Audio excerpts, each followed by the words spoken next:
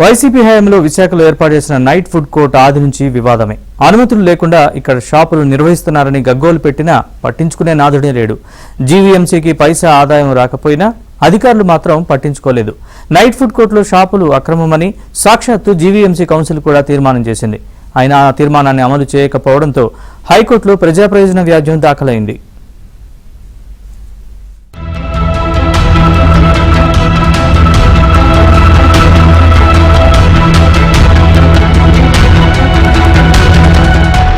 జగన్ రెడ్డి హయాంలో ఏర్పాటైన night food court వివాదాల మధ్య కొనసాగుతోంది.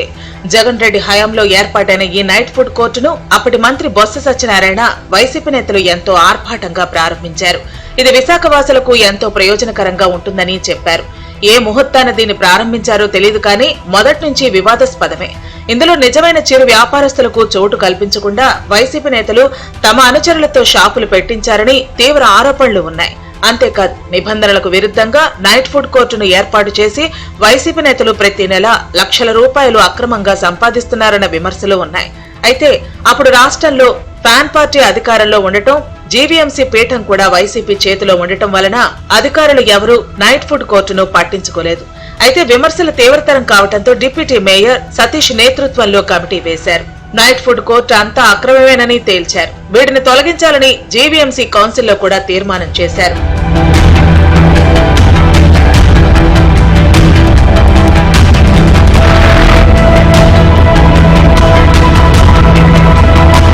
విశాఖలో నైట్ ఫుడ్ కోర్టు ద్వారా వైసీపీ నేతలు దోచుకు తింటున్నారని పలు రాజకీయ పార్టీలు, న్యాయవాదులు ఆరోపిస్తున్నాయి.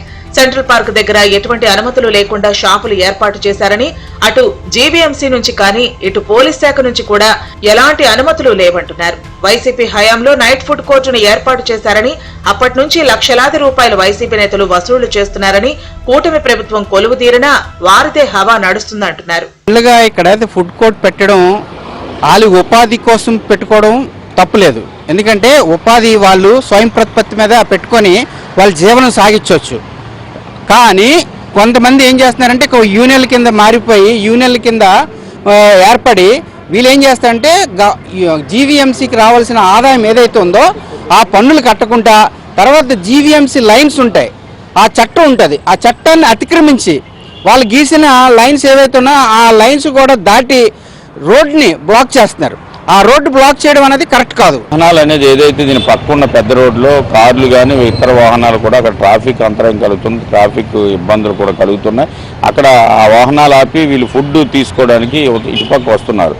దీనివల్ల రెండోది పర్యావరణ అనేది ప్రభుత్వాలు ఒక పక్క నుంచి చెప్తున్నాయి. ఆ పర్యావరణ హాని కలిగించే విధంగా వీళ్ళు వ్యాపారం చేస్తున్నది అంతా కూడా పొల్యూషన్ ద్వారా. ఈరోజు ఏదైతే వీళ్ళు వండుతున్నారో వంటల ద్వారా వస్తున్న పొల్యూషన్ ప్రజలకు కూడా కొంత హానికరం. విశాఖపట్నంలో మీరు ఏం చేశారు, ఫుడ్ కోర్టులు ఎక్కడెక్కడ ఏర్పాటు చేశారంటే ఈ ఫుడ్ కోర్ట్ని చూపిస్తున్నారు.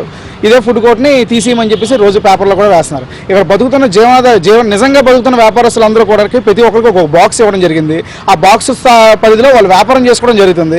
అంతకుమించి వ్యాపారం చేసే వాళ్ళు ఎవరైనా ఉంటే వాళ్ళ మీద చర్యలు తీసుకోమని మేము కూడా చెప్తున్నాం. ఇక్కడ వ్యాపారం చేస్తున్న వ్యాపారస్తులు చెప్తున్నారు, టోర్నమెంట్ కమిటీ మెంబర్గా మేము కూడా అదే చెప్తున్నాం. ఇక్కడ ఏదైతే బాక్సులు గీసారో ఆ బాక్సులు పరిధి దాటి ఎక్స్ట్రా ఎవరైతే ఉన్నారో వాళ్ళందరినీ కూడా చర్యలు తీసుకోండి. జీవీఎంసీ అనుమతులు లేకుండా అనధికారికంగా నిర్వహిస్తున్న నైట్ ఫుడ్ కోర్టును తొలగించేలా ఆదేశించాలని కోరుతూ దాఖలైన ప్రజా ప్రయోజన వ్యాజ్యంపై హైకోర్టు ధర్మాసనం విచారణ జరిపింది. ఈ వ్యవహారంపై పూర్తి వివరాలతో కౌంటర్ దాఖలు చేయాలని వ్యాజ్యంలో ప్రతివాదులుగా ఉన్న పురపాలక శాఖ ముఖ్య కార్యదర్శి, జీవీఎంసీ కమిషనర్, విశాఖ కలెక్టర్, వీఎంఆర్టీఏ కమిషనర్లకు నోటీసులు జారీ చేసింది. ఈ మేరకు హైకోర్టు బుధవారం ఉత్తర్వులు ఇచ్చింది. నైట్ ఫుడ్ కోర్టులో షాపులు అక్రమంగా ఏర్పాటు చేశారని ఎంతో మంది గగ్గోలు పెట్టినా అధికారులు పట్టించుకోవటం లేదు. సాక్షాత్తు జీవీఎంసీ కౌన్సిల్లో కూడా ఈ షాపులన్నీ అక్రమమని, వీటిని తొలగించాలని తీర్మానం కూడా చేశారు. అయితే అధికారుల్లో ఏమాత్రం చలనం లేదు. ఈ వ్యవహారంపై హైకోర్టులో పిల్ వేయడంతో జిల్లా కలెక్టర్ కు, జీవీఎంసీ కమిషనర్ కు నోటీసులు జారీ అయ్యాయి. మరి అధికారులు ఇప్పుడు ఎలాంటి చర్యలు తీసుకుంటారో చూడాలి.